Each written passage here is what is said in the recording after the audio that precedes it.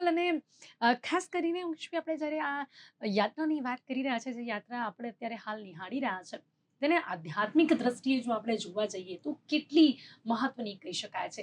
લોકોની ઘણી બધી લાગણીઓ આ યાત્રાની સાથે જોડાયેલી હોય છે. અત્યારે હાલ જે લોકો જે યજમાન મામેરું કરી રહ્યા હોય કે પછી જ્યારે પ્રસ્થાન કરાવ્યું હોય ત્યાં ઉપસ્થિત ભક્તો હોય, એ બધાની એક આધ્યાત્મિક લાગણીઓ જોડાયેલી હોય છે. આ યાત્રાનું આધ્યાત્મિક મહત્વ કેટલું છે? હરિ તારા નામ છે હજાર, કયા નામે લખવી કંકોત્રી. કૃષ્ણએ જે લીલા કરી એના લીલાધર થકી ઘણા નામ પડ્યા, હજાર નામ પડ્યા, પરંતુ એક નામ એવું છે જે કલિયુગનો દેવ છે. અને કલિયુગમાં આપણે કોઈ રામ સીતાની મૂર્તિ જોઈએ, કૃષ્ણ રાધાની મૂર્તિ જોઈએ, મહાદેવ પાર્વતીની મૂર્તિ જોઈએ તો તમામના સ્વરૂપ અલગ હોય છે. પરંતુ આ જે મૂર્તિ છે એ કલિયુગમાં વિશ્વકર્માજીએ સાક્ષાત ભક્તની ભક્તિને સામર્થ્ય આપી અને જે મૂર્તિનું નિર્માણ થયું છે, સાક્ષાત દેવતાઓએ નિર્માણ કર્યું છે, સાક્ષાત પુરી, 7 પુરીમાંથી સર્વશ્રેષ્ઠ પુરીનું નિર્માણ થયું છે.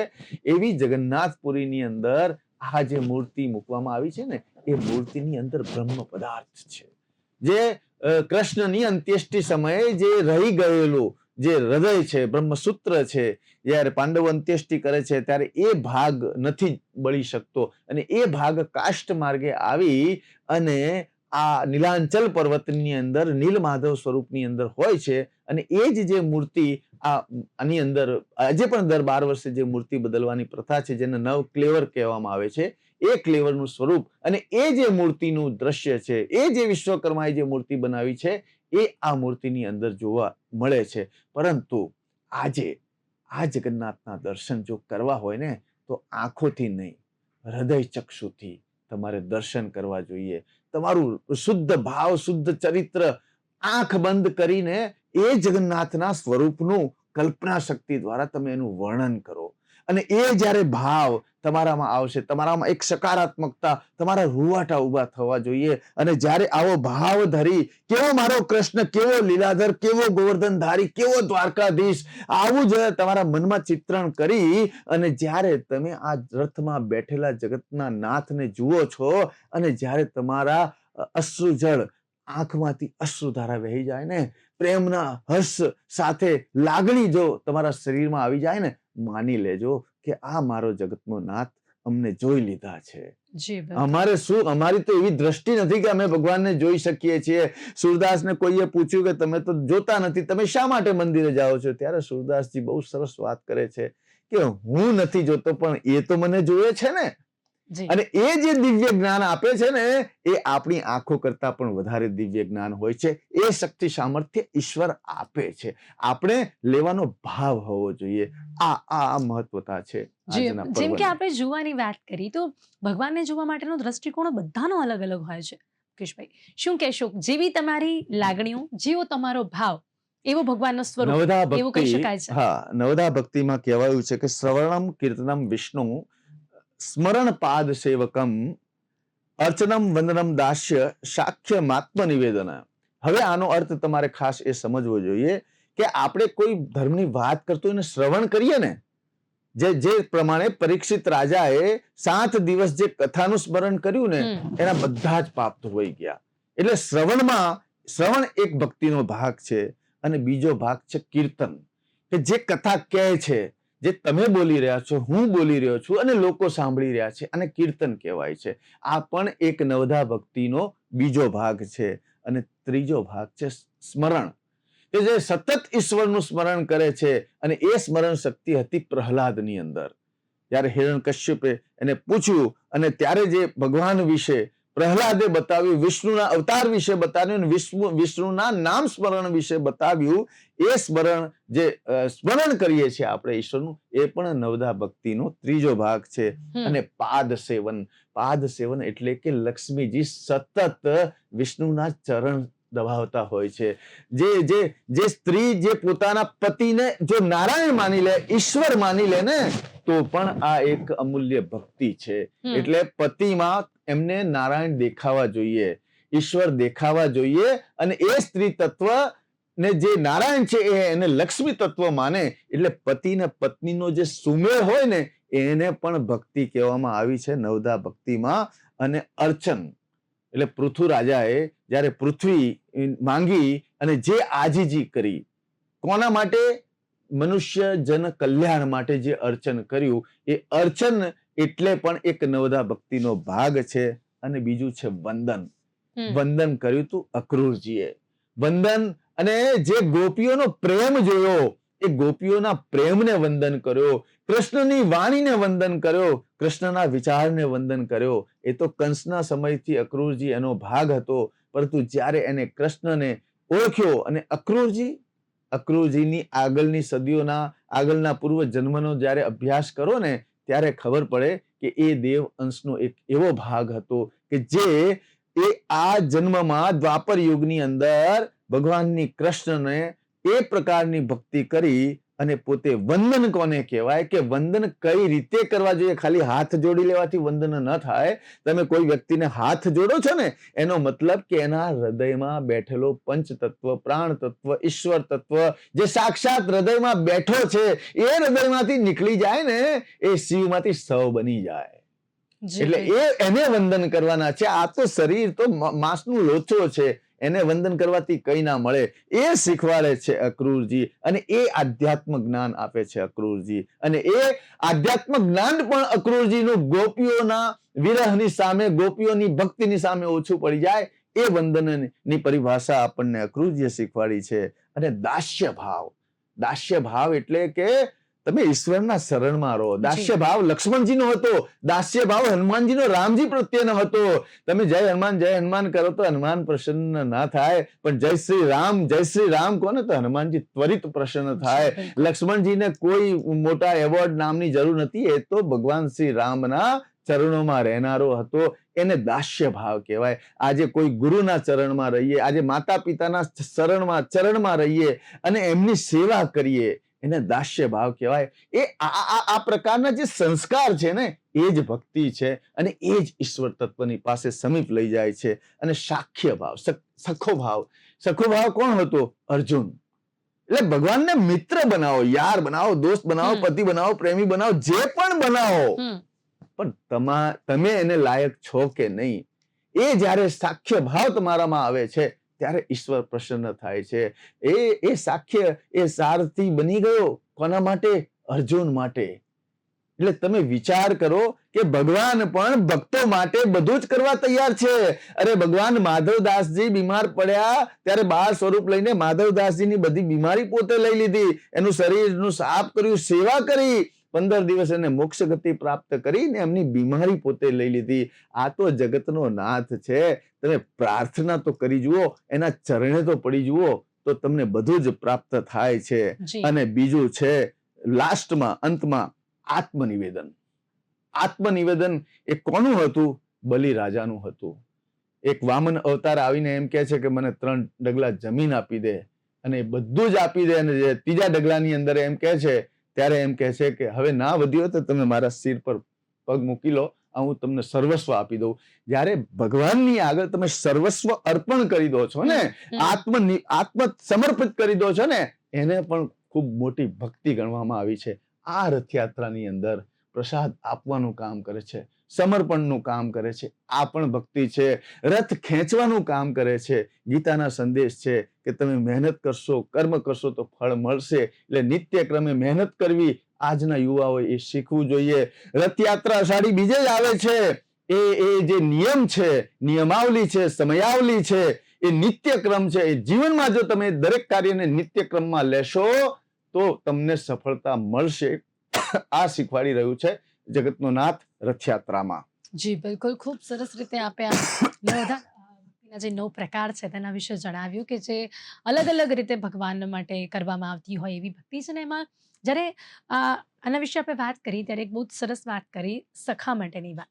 અને જ્યારે આપણે સખાની વાત કરતા હોઈએ ને, આજે ભગવાન શ્રી કૃષ્ણનો દિવસ હોય, ત્યારે આપણે સુદામાજીને કેવી રીતે ભૂલી શકીએ? જો વાત કરીએ આપણે સુદામા ચરિત્રની, તેની સાથે જ આજના સમયમાં જોવા મળતી એવી મિત્રતા, અને ત્યારે વાત કરીએ ભગવાન શ્રી કૃષ્ણની, ભગવાન શ્રી કૃષ્ણનું જે મિત્રતા સુદામા માટે જોવા મળી હતી, તે ખરેખર આજે પણ ખૂબ જ એવું કહી શકાય કે ઉદાહરણ સ્વરૂપ હતી. તો જ્યારે આપણે વાત સખાની કરી છે, ત્યારે ચોક્કસથી સુદામા ચરિત્રને પણ આજે યાદ કરીએ.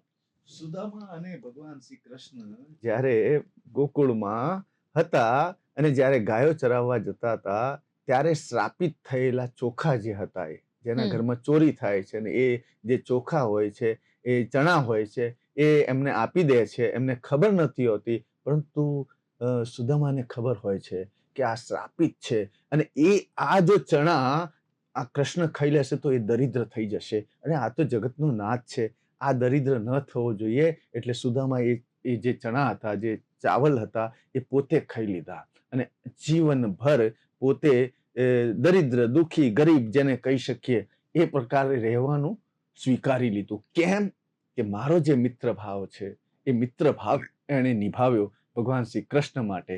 અને જ્યારે આખા જીવન સમીપ અને દ્વારકાનો નાથ દ્વારકાધીશ બેઠો હોય છે, એની રાણીઓ એની સેવા કરતી હોય છે અને દ્વારપાલ ઉપર કોઈ આ વ્યક્તિ આવે છે ચીથરે હાલ ફાટેલા એવા વસ્ત્રોની અંદર અને દ્વારપાલને કહે છે કે તમે ભગવાન શ્રી કૃષ્ણને કહો કે તમારો મિત્ર સુદામા આવ્યો છે. અને ત્યારે દ્વારપાલ કહે છે, રાજાના આવા મિત્ર હોય, આવી દશામાં હોય? ત્યારે સુદામા કહે છે કે ભાઈ, હું વિનંતી કરું છું, ભલે તમે મને જે સ્થિતિમાં જુઓ પણ ખાલી એકવાર પહોંચાડી દેજો. અને જો એને ખબર પડી અને તમે નહીં પહોંચાડ્યું તો તમારી નોકરી ખતરામાં છે. એટલે છતાંય એક જાય છે અને કૃષ્ણને મેસેજ આપે છે. એટલે કૃષ્ણ ભગવાનને ત્યાં તો ભોજન ની રાણીઓ બધી સેવા કરતી હોય છે અને કૃષ્ણને એ સમાચાર પ્રાપ્ત થાય છે કે સુદામા આવ્યો છે. અરે બધું છોડે છે, દોડે છે. આ બાજુ પબ્લિક તમે જુઓ, એના સેવકો બધાને દૂર કરે છે, ઉઘાડા પગે દોડે છે, સીડીઓ ઉતરે છે. આ બાજુ કોઈ ભાન નથી, કોઈ ધ્યાન નથી અને દોડીને જાય છે દરવાજે અને એ સુદામાને ગળે મળી લે છે. આ બધી રાણીઓ, રૂકમણી, એટલે આવો કેવો મિત્ર, આવો કેવો મિત્ર. અને એ મિત્રના જે વખાણ થાય છે અને ત્યાર એ વખાણ બાદ ભગવાન શ્રી કૃષ્ણ એ સુદામાને રાજ સિંહાસન પર બેસાડી તેના ચરણ પખાલે છે, ચરણ વંદન કરે છે, એને નવડાવે ધોવડાવે અને અન્નકૂટના 36 પકવાન એમને ખવડાવે છે. 56 ભોગનો પ્રસાદ ધરાવી અને એ ભગવાનને એ સુદામાને ભગવાન સ્વરૂપ માની અને એને વિદાય આપવા નીકળે છે. એ જે ભાવ હતો. અને જ્યારે એ સુદામા ને વિદાય આપવા જાય છે ભગવાન શ્રી કૃષ્ણ, ત્યારે રથમાં પોતે સ્વયં સારથી બને છે અને ભાગોળે જઈને જ્યારે સુદામાને કહે છે, અને સુદામા એ જ કહે છે કે મારે કંઈ જ નથી જોઈતું, પરંતુ હું લાવેલું આ 2 મુઠ્ઠી જે ચાવલ છે એ આ મારી ભેટ છે. અને એ 2 મુઠ્ઠી ચાવલ માટે કૃષ્ણ એટલો આતુર હતો, એટલો આતુર, કારણ કે આ તો જગતનો નાથ છે, એને તો બધી ખબર છે કે સુદામાએ શું શું કર્યું. અને એ 2 ચાવલનો નાથ એટલે આજની ખીચડી, એ પ્રસાદનું મહત્વ. અને જ્યારે સુદામાના પગ પખાળીને 56 ભોગ ખવડાવીને એમને વિદાય આપે છે અને ગામની ભાગોળે રથમાં એમને મૂકીને આવે છે. અને જ્યારે સુદામા પોતાના ઘરે જાય છે અને જોવે છે કે મારું ઘર છે એ મહેલ થઈ ગયો હોય છે અને બધી વ્યવસ્થા થઈ ગઈ હોય છે, આ ભાવ મિત્રતા જીવનભર નિભાવવી પડે છે. મિત્રતામાં સ્વાર્થ ના હોવો જોઈએ. આ ભાવ આપણને, આ સંસ્કૃતિ, આ કલ્ચર આપણા વેદો, આમાં પુરાણોમાં લખેલું છે, ઉપનિષદોમાં લખેલું છે. આજના રથયાત્રામાંથી આવા પ્રસંગોની ચર્ચા થવી જોઈએ, મીરાબાઈની ચર્ચા થવી જોઈએ, રાધાના ત્યાગની ચર્ચા થવી જોઈએ, રસૂલ ખાન જેવા મુસ્લિમ ભક્તોની કથાઓ જાણવી જોઈએ, જગન્નાથજીની ઉત્પત્તિની કથાઓ જાણવી જોઈએ. અને જ્યારે આજના દિવસે ભગવાન જગન્નાથજીની ઉત્પત્તિની કથા, આપણા અમદાવાદની શહેરની જે પ્રણાલી છે એ પ્રણાલીની કઈ ઇતિહાસ છે, એની પાછળ 1878 થી હનુમાન ગઢીથી દધીચી ઋષિના આરેથી શરૂ થયેલું આ રથયાત્રા, પહેલી રથયાત્રા તો બળદગાડામાં હતી. હવે આજના અત્યાધુનિક યુગમાં પહેલા આપણે જો મુકેશભાઈ ખાસ લોકોને જણાવી શકીએ ભગવાન શ્રી કૃષ્ણના આ અવતાર વિશે, જગન્નાથજી વિશે જો આપણે વાત કરીએ, કારણ કે આજે ખૂબ જ મહત્વનો દિવસ અને ભગવાન જગન્નાથની જે આ રથયાત્રા હોય છે ત્યારે જેમ શ્રી કૃષ્ણ ભગવાને અલગ અલગ સ્વરૂપ ધારણ કર્યા, એવી જ રીતે એમને આ જગન્નાથજીનું નામ પણ મળ્યું. તો એ અવતાર વિશે આજે આપણે લોકોને જણાવીએ. જગન્નાથજી અવતાર નથી, પણ 10 અવતાર જેને આપણે કહીએ છીએ એ મનુષ્ય ઉત્પત્તિ કઈ રીતે થઈ, મનુષ્ય સંસ્કૃતિ, મનુષ્ય સભ્યતા, અને આજના આપણે જયારે 2026માં બેઠા છે ને, ત્યારે આમ તો 4,32,00,000 વર્ષના બ્રહ્માંડ રચયિતા નું જે આ સતયુગ, દ્વાપર, કલયુગ, ત્રેતા, આ 4 યુગમાં જે 10 અવતાર નારાયણ ધર્યા, એમાં પહેલો અવતાર હતો મત્સ્ય અવતાર. એ મત્સ્ય અવતાર શું હતું કે સમુદ્ર પૂરતું જ હતું. એ મત્સ્ય સમુદ્રની બહાર નીકળે તો શું થાય, પાણી વગર રહી ના શકે. એ મત્સ્ય અવતાર હતો. પછી બીજો જે અવતાર થયો એ કશ્યપ અવતાર થયો, એટલે કચ્છુ. એ અવતાર બન્યો કે જે પાણીમાં પણ રહી શકે અને કિનારે પણ રહી શકે. અને એ કચ્છ અવતાર બન્યો એ બીજી સભ્યતા શીખવાડી. અને ત્યારબાદ જે ત્રીજી સભ્યતા આવી એ વરાહ અવતાર આવી, કે જે દરિયામાં રહી શકે, બહાર રહી શકે, ને કીચડમાં રહી શકે, ને સૂકામાં પણ રહી શકે. એ વરાહ અવતાર, ત્યાંથી આ સભ્યતા આવી. અને ત્યારબાદ જે અવતાર બન્યો એ નૃસિંહ અવતાર, કે એ નથી મનુષ્ય, નથી પ્રાણી, અને એવા સ્વરૂપ, એનું એક ખતરનાક તમને સ્વરૂપ દેખાય, શિંગડા ઉગેલા, કે મનુષ્ય છે કે પ્રાણી છે. એટલે એ મનુષ્યની જે સભ્યતા છે ત્યાંથી શરૂઆત થઈ. અને એ નૃસિંહ અવતાર બાદ વામન અવતાર આવ્યું. અને વામન અવતાર એટલે કે નાના બાળકના સ્વરૂપમાં એક મનુષ્ય સંસ્કૃતિની ઉત્પત્તિ થઈ. અને ત્યારબાદ એ માનવ અવતાર પછી પરશુરામ અવતાર આયા, જેણે આ સૃષ્ટિમાં મનુષ્યની સર્જનાને, એમને સભ્યતાનું ભાન આપ્યું, સમાજનું ભાન આપ્યું, રીતભાતનું ભાન આપ્યું, અને શક્તિ, સામર્થ્ય, એ બધું ભાન આપ્યું. અને પરશુરામના અવતાર બાદ ભગવાન શ્રી રામનો અવતાર આવ્યો, કે જેણે જીવન જીવવાની શીખ આપી. અને ત્યારબાદ રામના જીવન બાદ કૃષ્ણ અવતાર આવ્યો. અને એ કૃષ્ણ અવતારની અંદર ધર્મ અધર્મની સામે કઈ રીતે લડવું, ધર્મ માટે કઈ રીતે લડવું, આ બધી જ જે સંરચના છે, અને પ્રેમ કોને કહેવાય, વાત્સલ્ય કોને કહેવાય, આ બધા જે ગુણ છે, ગીતાનો સંદેશ એ અવતાર થકી જે આપણને પ્રાપ્ત થયો છે, જીવન જીવવાનું મેન્યુઅલ જે પ્રાપ્ત થયું છે, એ એમાંથી આપણને પ્રાપ્ત થયું છે. અને જ્યારે કૃષ્ણ અવતાર પછી મહાભારત કાળમાં ભગવાન શ્રી કૃષ્ણની અંત્યેષ્ટિ થાય છે. 125 વર્ષના અલ્પાયુમાં એ પારધી તીર મારે છે, પાંડવો એમનો અગ્નિ સંસ્કાર કરે છે, બ્રહ્મસૂત્ર જલતું નથી, ને ત્યાંથી પછી એ પુરીમાં આવે છે. ત્યાંથી પછી વિશ્વવસુ પાસે જાય છે, અને વિશ્વવસુથી પછી આ કાષ્ટમાંથી મૂર્તિ બને છે. અને એ મૂર્તિમાંથી થઈ અને જે વિશ્વકર્માએ જે મૂર્તિ બનાવી ત્યાં સુધીની યાત્રા એટલે કે રથયાત્રા. આ મહત્વ રહેલું છે. તો આવી જ રીતે જ્યારે આજે રથયાત્રાનું આપણે આખું વર્ણન કર્યું છે, ભગવાન શ્રી કૃષ્ણની જો ખાલી વાત કરીએ આપણે, તો એક ચોક્કસથી આપને એ પણ પૂછવા માંગીશ અંતે કે જેનઝી જનરેશન, આજની જે જનરેશન છે, એમને રથયાત્રાથી શું સંદેશો મળે છે? આજની જેનઝી જનરેશનને જો કંઈક શીખી જ લેવું હોય ને, તો તમે ડિગ્રી લીધી છે અને ચહેરા પર પ્રસન્નતા ના હોય ને, તો એ ડિગ્રી નકામી છે.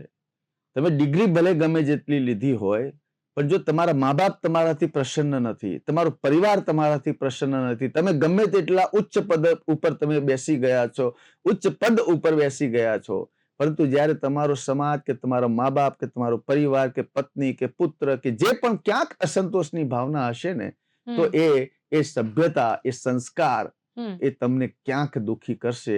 એ આપણને આજે શીખવા મળે છે. એટલા માટે જે નિત્ય નિયમ છે કે જગન્નાથની અષાઢી બીજે જ આવે, અખાત્રીજથી શરૂઆત થાય, એટલે નિત્ય ક્રમમાં આપણે કામ કરીએ, નિયમ સાથે કામ કરીએ, એ આ શીખવાનું છે. રથની ગતિ એક સમાન ચાલે છે, એ આપણી જીવનની ગતિ એક સમાન હોવી જોઈએ. રથયાત્રા શેડ્યુલ ફિક્સ હોય છે, અને team work, corporate team build. આ રથયાત્રા એક વ્યક્તિનું સાહસ નથી. એની અંદર રથ બનાવનાર અલગ છે, કલર કરનાર અલગ છે, પ્રસાદ બનાવનાર અલગ છે, રથ ખેંચનાર અલગ છે, વ્યવસ્થા કરનાર અલગ છે. આ બધા ભેગા ટીમ વર્ક થાય ને ત્યારે આ રથયાત્રા સફળ થતી હોય છે. એ આમાંથી શીખવા જેવું છે. Personal leadership. આજે એક એક ટ્રકમાં એક એક કર્તવ્યબાજ પોતાની પર્સનલ લીડરશીપના દર્શન કરી રહ્યા છે. એ બતાવે છે. ને ભગવાનની આંખો ખુલ્લી છે, આંખો ઉપર પાપણ નથી. એ જોઈ લેજો કે તમે સતત જીવનમાં તમારી આંખો ખુલ્લી રાખીને જીવન જીવવું જોઈએ. ક્યાંક આળસની અંદર વધારે સૂઈ ગયા ને, તો આ સંસારમાં તમારું ક્યાંક નામો નિશાન મીટી શકે છે. એટલે ભગવાન પણ જો કદાચ આંખનો એક પલકારો મારી લે ને આ કલયુગની જી, અંદર, તો બિલકુલ. સૃષ્ટિનો વિનાશ નિશ્ચિત છે. અને આર્ટિફિશિયલ ઇન્ટેલિજન્ટ કરતા આ જે રથયાત્રા છે ને એ ઓરિજિનલ ઇન્ટેલિજન્ટ છે. એટલે સનાતન સત્યના ઓરિજિનલ ઇન્ટેલિજન્ટને છોડીને તમે આર્ટિફિશિયલ ઇન્ટેલિજન્ટ એટલે કે બનાવટી જ્ઞાન સાથે તમે જવાનો પ્રયત્ન કરી રહ્યા છો. કઈ વાંધો નહીં, થોડાક સમય પછી તમે પાછા આવશો, થોડાક સમય પછી આપણે ફરી કૌટુંબિક પ્રથામાં આવીશું. એટલે આ એક પરિવર્તન સંસારનો નિયમ છે. અને અંતે જે પ્રમાણે ભગવાન દર 12 વર્ષે કલેવર બદલે છે, બ્રહ્મસૂત્ર બદલે છે, એ જ પ્રમાણે આજના યુવાઓએ દર 12 વર્ષે પોતાની કાર્યગતિ, પોતાના વિચાર, પોતાના કર્મ, પોતાનો વ્યવસાય, પોતાના વ્યાપાર, તમામ ક્ષેત્રની અંદર પરિવર્તન લાવવું જોઈએ. પરિવર્તન એ જ સંસારનો નિયમ છે. એ પણ આ રથયાત્રાની એક એક ઘટના પરથી તમે શીખ લઈ શકો છો. એટલું અદ્ભુત આનું રહસ્ય છે.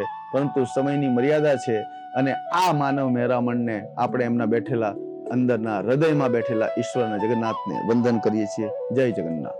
જી જી જી જય જગન્નાથ. મુકેશભાઈ, આપ અમારી સાથે જોડાયા તે બદલ આપનો ખૂબ ખૂબ આભાર. તો ખાસ કરીને આજે જ્યારે રથયાત્રાનો આ માહોલ જોવા મળ્યો છે અને તેમાં જે પ્રકારે મુકેશભાઈ ખૂબ જ મહત્વની બાબતો પર ભાર મૂક્યો અને તેની સાથે તમને જણાવ્યું કે આ રથયાત્રાનું શું મહત્વ છે, કઈ રીતે આ જે રથયાત્રા છે તે દરેક વ્યક્તિની માટે એક આધ્યાત્મિક યાત્રા છે. દરેક વ્યક્તિનો ભાવ આજે ભગવાન અને જોવાનો અલગ જોવા મળતો હોય છે, દ્રષ્ટિકોણ અલગ જોવા મળતો હોય છે.